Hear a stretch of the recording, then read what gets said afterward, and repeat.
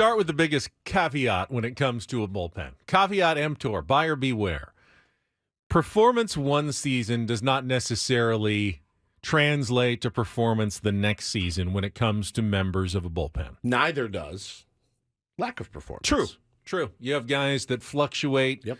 Part of it is because you're always working with a limited number of innings. You can have a guy who has a good season, but if he has a bad 3 outings, he gets drilled 3 times, gives up 3 or 4 runs, ERA is toast for the year. 6 ERA. And you really actually can't. was pretty good. He is actually stretch. pretty good. You can't really see it, though, necessarily in the numbers. So there's a lot of variables when it comes to a bullpen. And there's no way you lose Josh Hader. That's not going to hurt at least a little bit. But as I'm looking at the one area of the Padres 40-man roster that seems fairly set at this point as we approach spring training here in a couple of weeks, I have to say I am excited about at least what Mike Shildt has to work with in the bullpen. Of course, you've got just the top 6 right now. And we don't know how a couple of the newcomers, the guys from Asia are going to perform.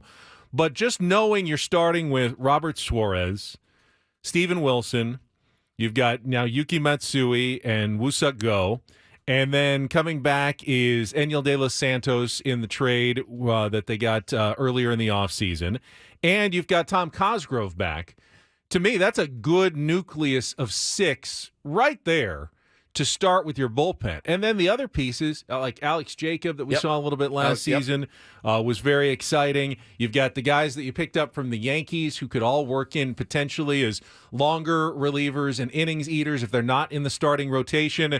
You put all that together, and honestly, I like what I see. Luis Patino is another option that they picked up that maybe just a flyer, but you're not counting on him right now. No, he's a 9th, 10th option at this point. It's depth. It's depth. And there's a bevy of arms down there. And the competition in the bullpen, I would imagine, in spring training is going to be fierce amongst these guys. All these guys want a spot. Most of these guys have had a spot in Major League bullpens before, other than, the guys from other countries, Ben. But there's going to be some really, really nice competition going down for those spots. Avila and Waldron are back. If they're not in the starting rotation, they're also, long options out of the bullpen. So Boyhone is maybe his last shot. Sure. But if there's one area of the Padres roster that looks, at least on paper, you can say, I feel good about this going into spring training. I don't think they need to make any more moves necessarily. If you just went with this going into the spring, I'm fairly satisfied. It's definitely the bullpen for the Padres right now.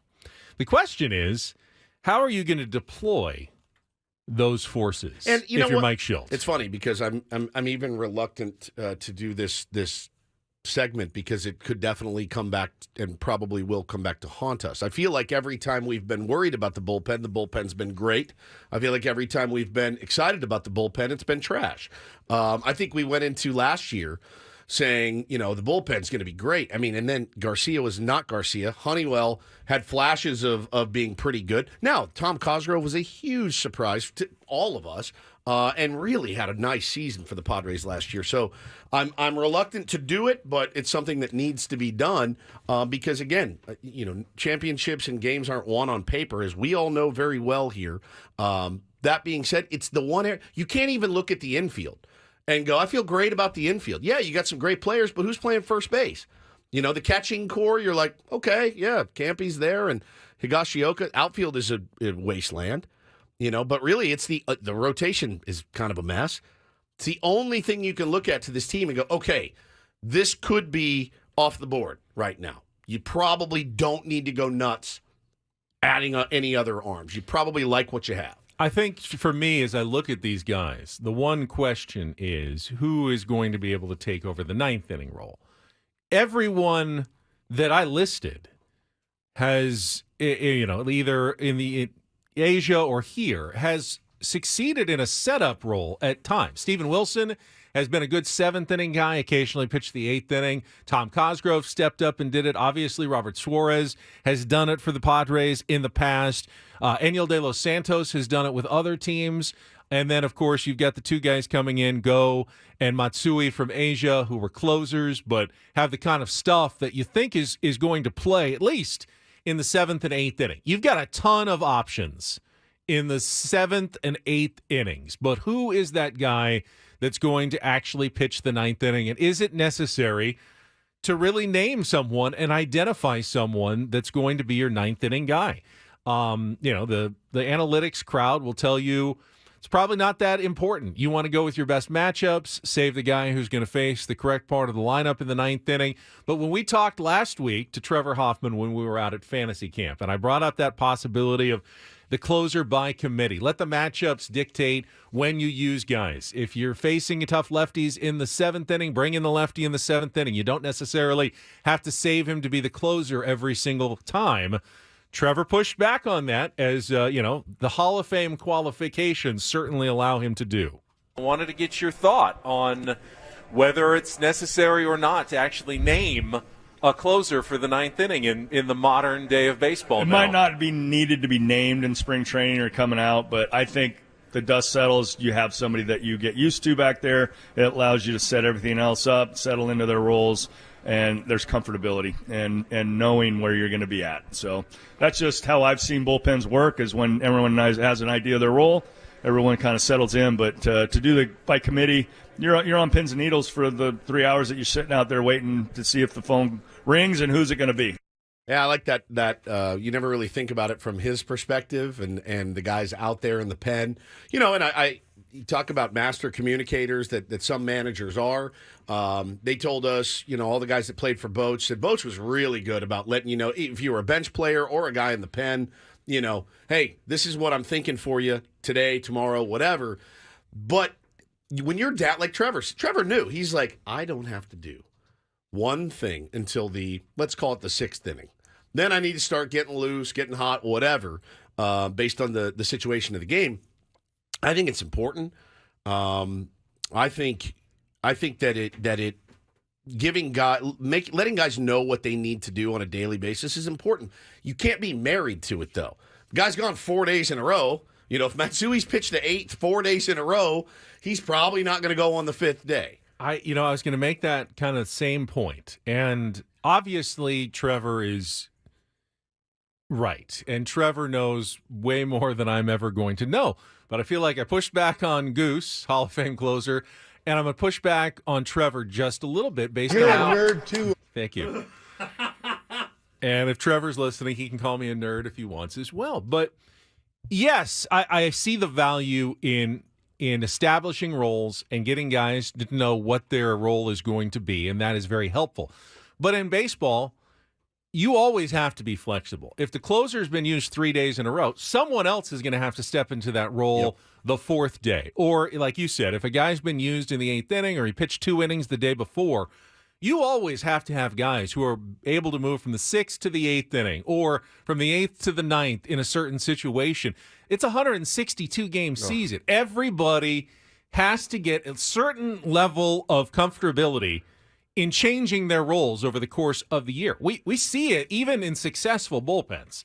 When guys get hurt and go on the injured list, your 6th inning guy becomes your 7th inning guy. Your 7th inning guy becomes your 8th inning guy. Steven Wilson bounced around a ton last year. 6th inning, 8th inning, 7th inning, because, sometimes he was the best arm out there. And other times there were 3 or 4 other guys who were pitching better than he was. And you have to be flexible as a manager, as a bullpen coach, when you're kind of looking at what you've got available, the totality of your bullpen, and best deploy it to try to win as many games as possible.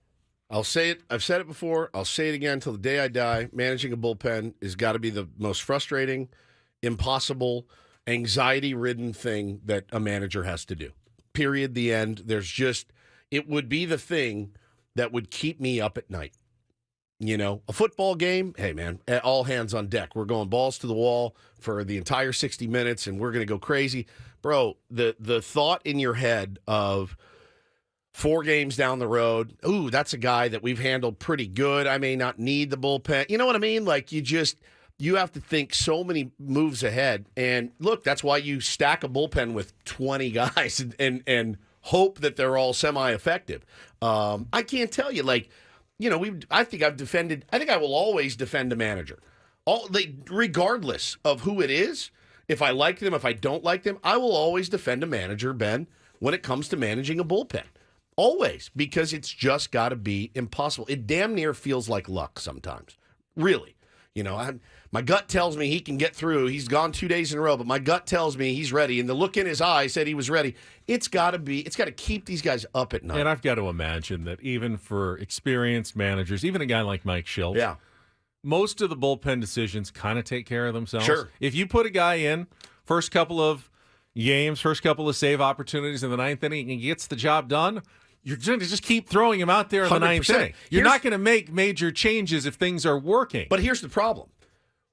What if he does blow, like Suarez, I think, blew his very first save. He did in Arizona, remember? Yeah. Had nobody given him another chance to come back and save, if you looked at that and said, oh, he clearly can't handle it, he doesn't get all those saves that year that he had him parlaying that into a huge contract, right? So that's the other.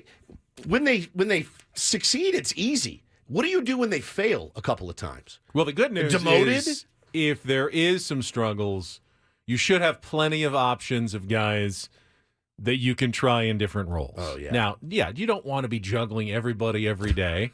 You want to know going into the game, hey, here's our plan, 7th, 8th, 9th inning today. But if that plan is different the next day, you got to be okay with that as well. Yeah. Hey, next day, here's our plan. Be ready for it. Be comfortable with it. Here's what we're looking at. Because, honestly, I think there are days when Tom Cosgrove may come in the 5th inning to get a key left-hander out. 100%. And there are days where you might want to save him for the 8th inning as a setup guy against certain lineups. And you're going to have to get used to that. I can't wait to talk to Mike Shildt about this at spring training because it remains one of the more fascinating jobs a manager has.